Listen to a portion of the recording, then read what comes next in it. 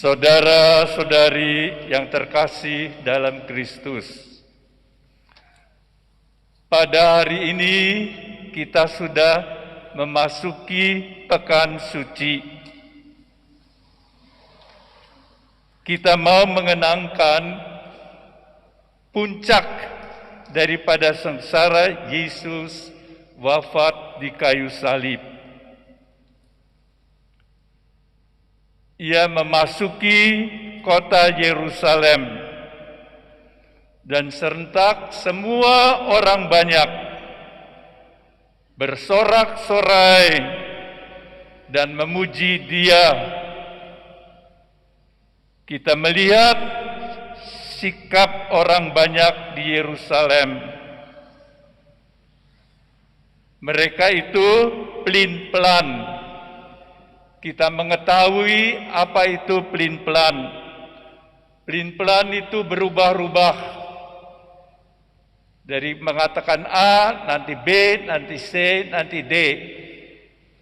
Pelin-pelan itu juga sudah diputuskan bahwa akan ada ini dan itu. Kemudian diubah lagi.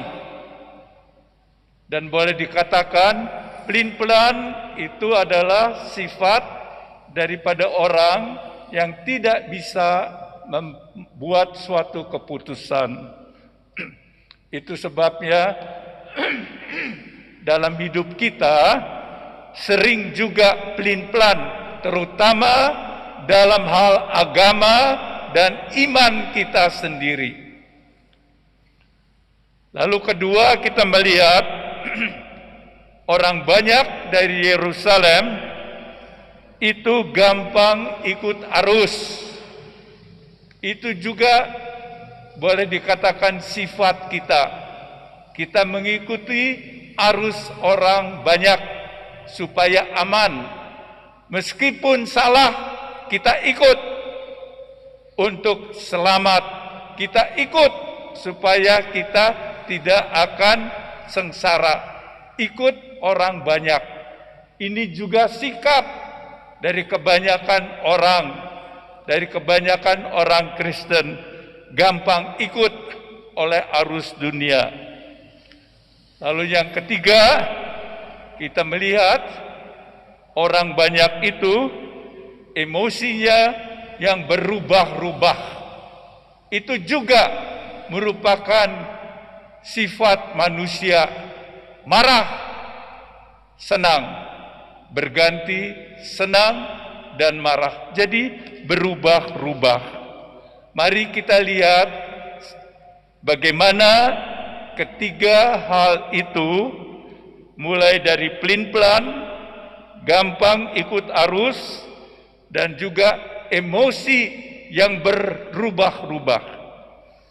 Pertama-tama kita lihat pada waktu itu di Yerusalem ada banyak orang datang karena pada hari Minggu itu adalah hari Minggu Paskah orang Yahudi.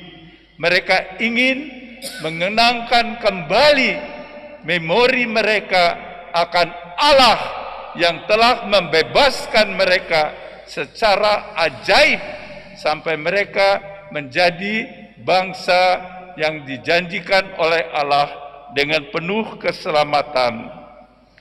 Jadi pada hari Minggu itu, Minggu Palma, banyak orang luar biasa, juga banyak pesiarah-pesiarah yang datang dari jauh. Dan pemimpin agama mereka hadir.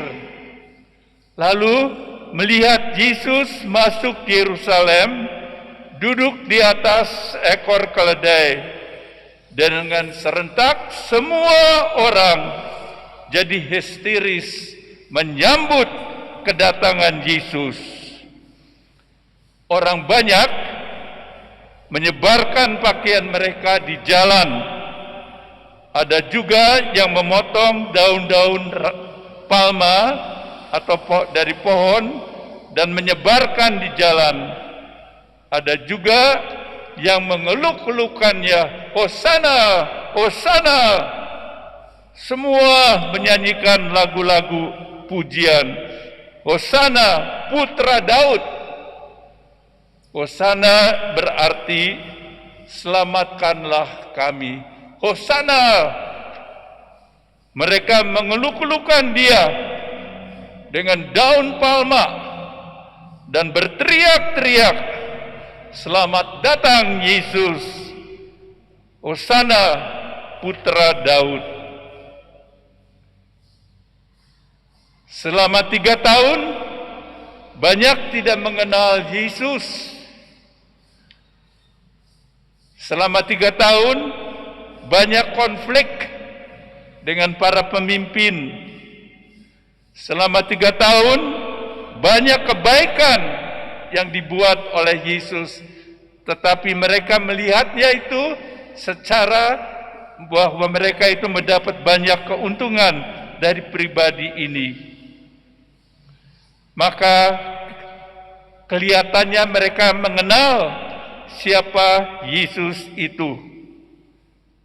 Dan kebanyakan orang ingat akan apa yang diramalkan oleh Zakaria dalam kitab Zakaria bab 9 ayat 9. Bunyinya kira-kira, bersorak-sorailah dengan nyaring, hai putri Sion.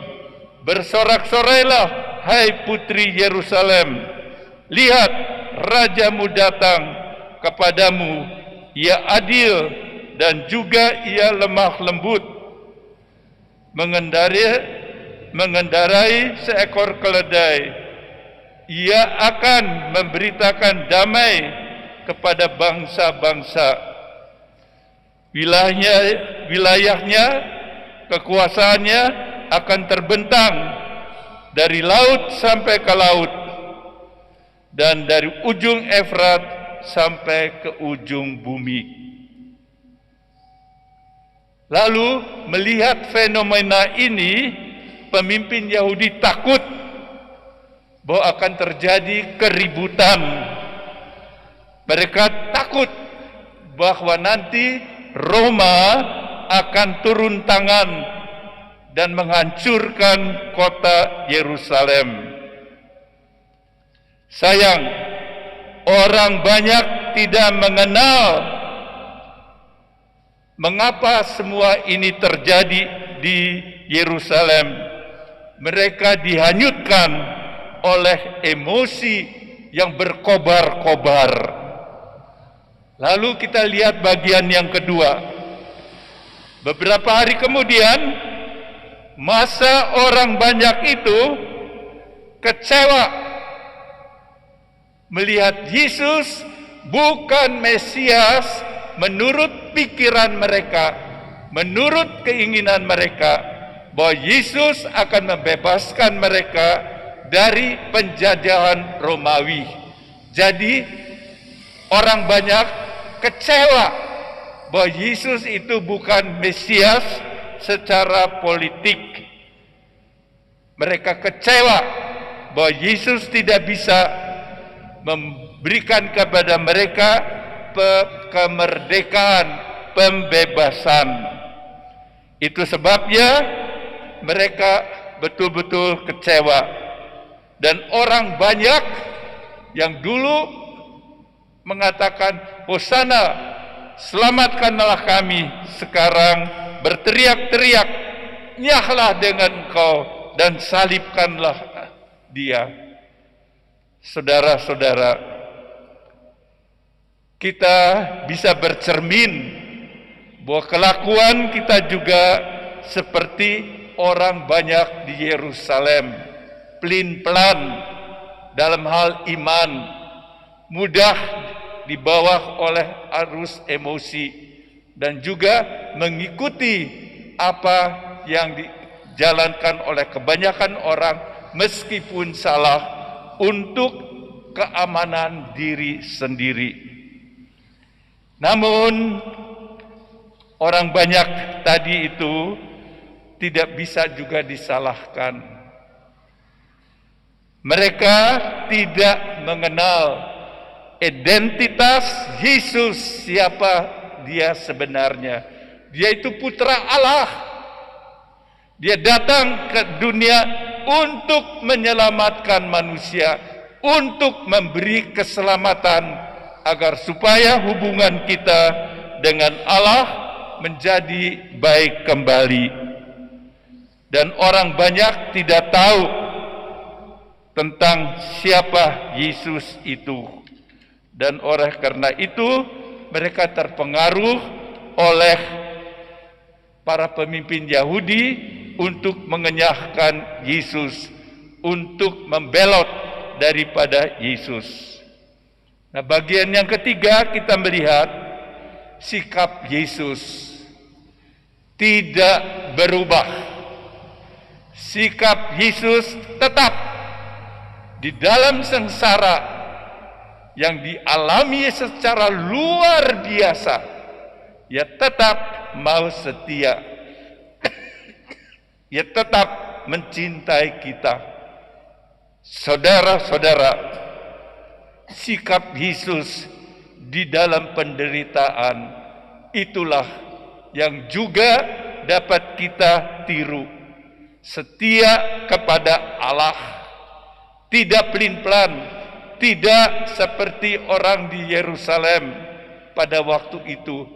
Kita juga sering mengalami kesengsaraan. Di dalam kesengsaraan itu, Yesus tetap bersama kita.